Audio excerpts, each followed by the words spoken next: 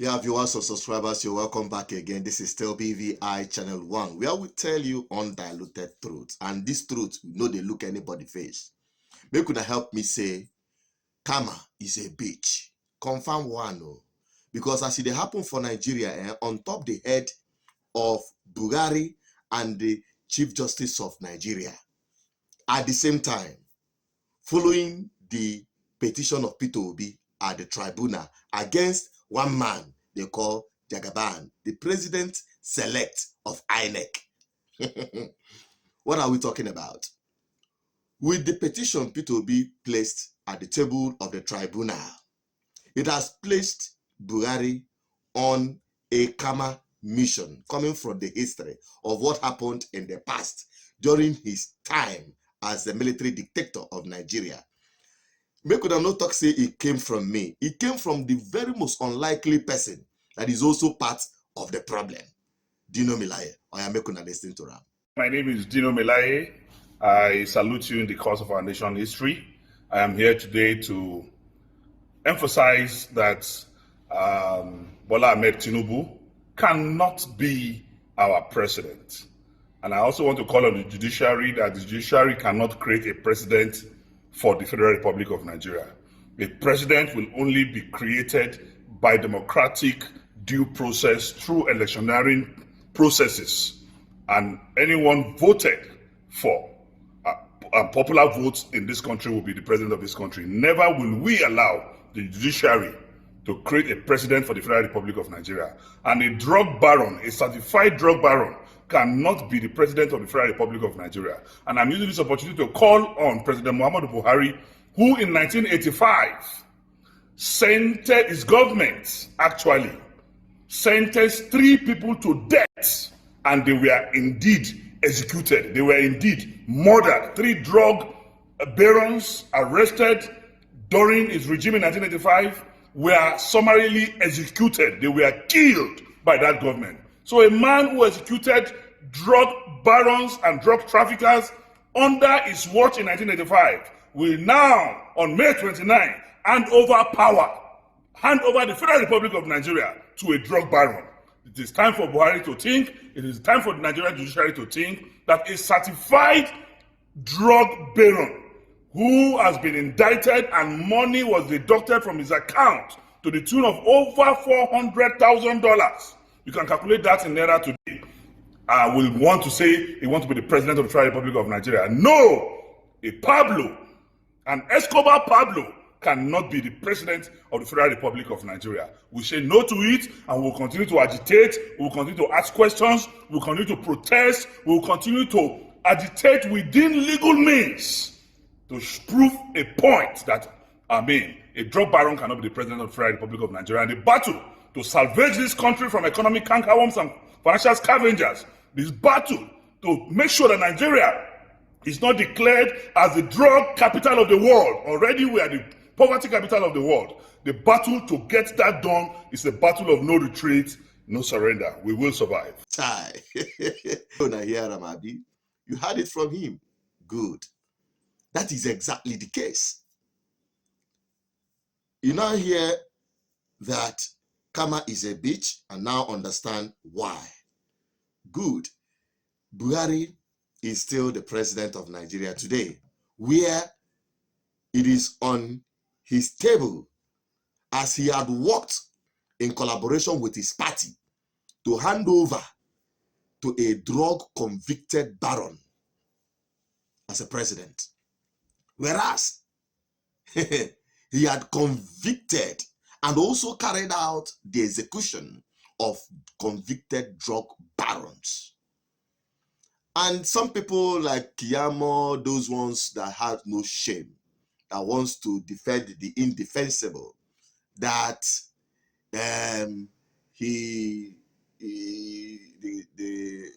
whatever case had expired after 10 years, or whatever case had is not directly linked to him, it is his account that was, indicted. You can see that their argument is so, and the issue of forfeiture. It was clear during the conviction of Dia by the military tribunal for committing treason. Major General Malu says all sentences are subject to confirmation by the Provisional Ruling Council. The tribunal further ordered that all properties of any of the convicted persons which are illegally acquired or for which they could not give proper account of shall be forfeited to the federal government. This is just a flash. Now, talking about forfeiture of property, it is as a result of conviction of criminal offense by Tinubu. There is no escape for that. Okay? Now, outside the criminal indictment of Tinubu or indictment of Tinubu, that he is not even qualified. Remember, the petition of Peter Obi is strictly on the eligibility of Tinubu to contest this presidential election.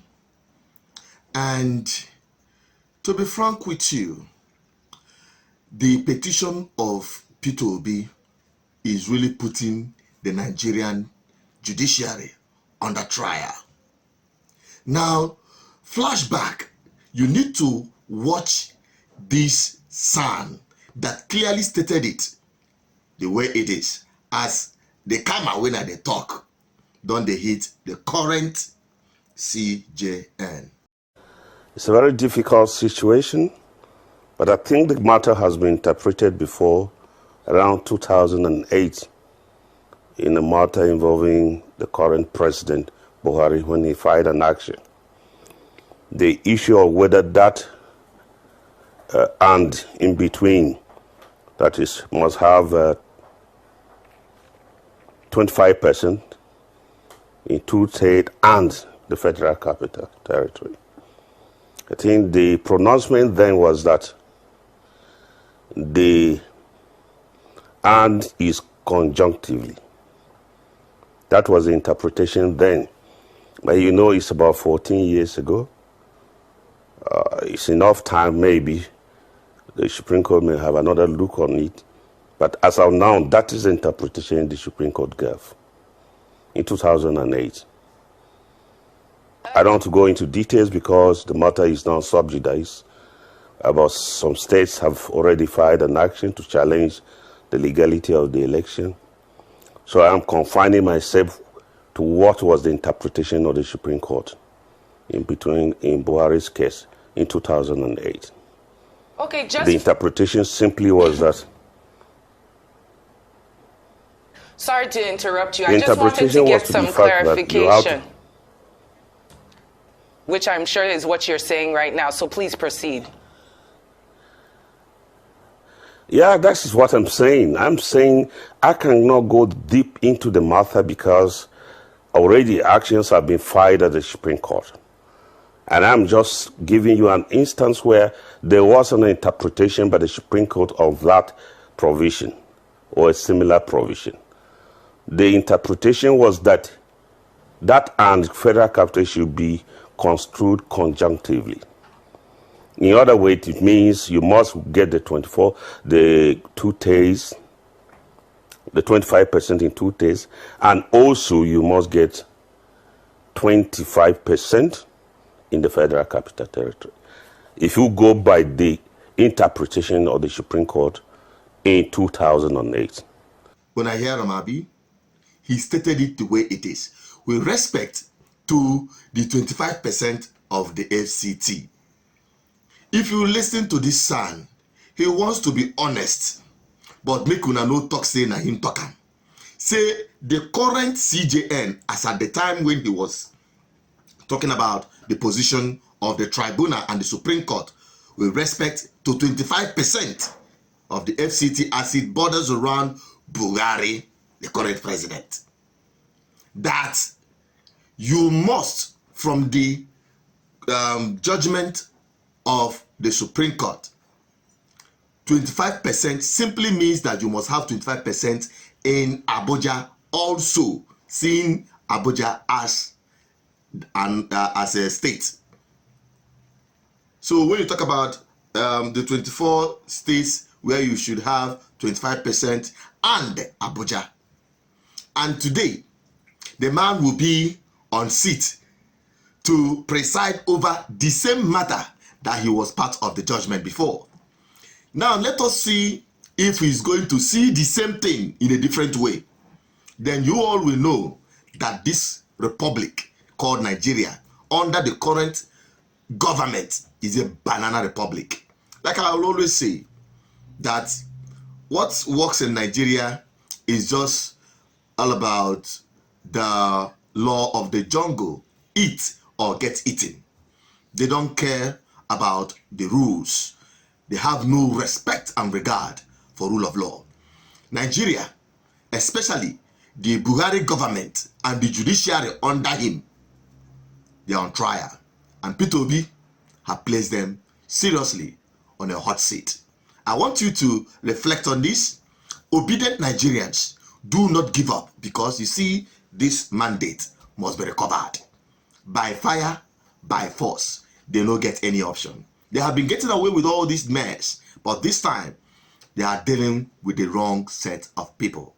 The wrong generation of Nigerians who are determined to free themselves from the impunity of corrupt system of a government you have in this country called Nigeria. I'm just a voice, an advocate for good governance. Help me share this video to everyone and tell them the chicken has finally come home to roast, because history na beach and karma is the bigger beach. Bye bye for now. Don't forget to subscribe, like, and share. Drop a comment. I want to have your opinion on this.